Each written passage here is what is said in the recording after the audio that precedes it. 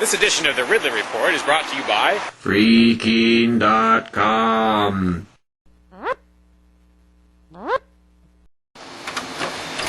Decades overdue, it's finally starting. Some semblance of a property tax revolt in New Hampshire. By declaring his controversial home a parsonage or church or something like that,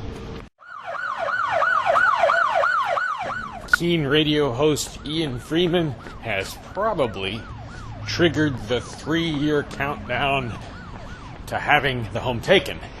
Now, when I say home, there are really different words that I could use for this spot. I could call it the Keene Activity Center, which is sort of part of the, duplex that makes up Ian's property. That place is even more controversial than Ian's house. Although, I'm really not sure what all the definitions are here and what all the geographic significance of each part of the property is. And I'm not sure if the Keene Activity Center is part of that, if it's just Ian's house. But anyway, the important thing is there's a property there that's basically going into revolt status. Now, if I understand correctly, this situation is different from what's developing in Grafton, where Free Stater John Cannell owns a church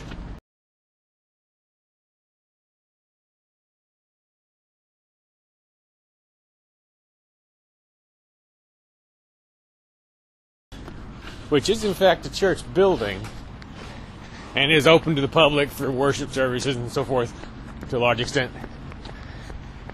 I'm assuming he, kind of went through the normal paces that you go through in terms of paperwork and so forth. I'm not really referring to that as an attempted revolt. Who is the guy in the hat? The man right there stole my phone. What Ian and company are doing, I got the impression from listening to Free Talk Live that they're not even going through the motions of trying to get government approval to be a church or be treated as a church. Anyway, so whichever of these properties or situations inspire you more, I think maybe we have some thinking to do about what kinds of things can or should be done to make sure the government does not have an easy time of it if it comes for them, for these properties. Here are some of my brainstorms. Things we've never been able to do before. So in some cases. Let's say we get to the point, perhaps in the year 2016, where the house is now at risk of confiscation. And personally, I would have preferred this was just an out-and-out civil disobedience act as opposed to going through the sort of freak showish element of calling it a church. People naming themselves all these titles that people are just going to laugh at. But the number one step that I think should be taken, and actually the step I take when I'm around the Keene Activity Center, is to try and become an asset to the neighborhood for a change. And by that I mean enough of an asset so that you're actually perceived as an asset by the neighbors. I've only ever heard of one situation where the people who inhabit the CAC have gone out and cleaned up the neighborhood or something like that. It's not a dirty neighborhood, but it's very residential, and whenever I've been to the CAC, I felt actually kind of uncomfortable being there. Like it's sort of like I'm taking up parking space away from people who live in the area. There's not really many places to park. Maybe that situation's changed somehow since I was there last. But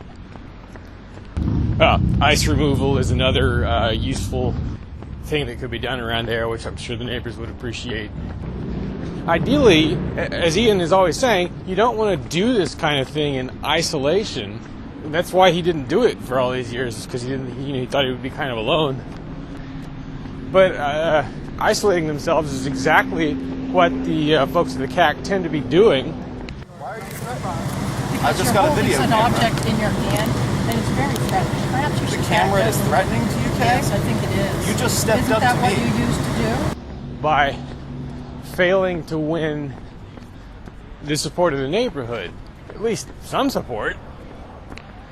Well, they probably get some, but